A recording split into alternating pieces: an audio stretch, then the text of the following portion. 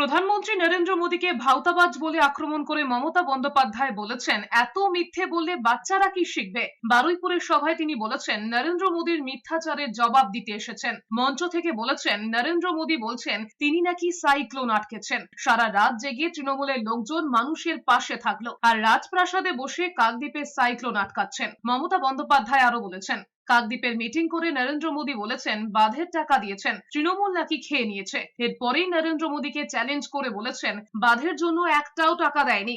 এত বড় মিথ্যেবাদী প্রধানমন্ত্রী কোথাও দেখেননি বলে আক্রমণ করে মমতা বন্দ্যোপাধ্যায় প্রশ্ন তুলেছেন, এত মিথ্যে বললে দেশ কি শিখবে।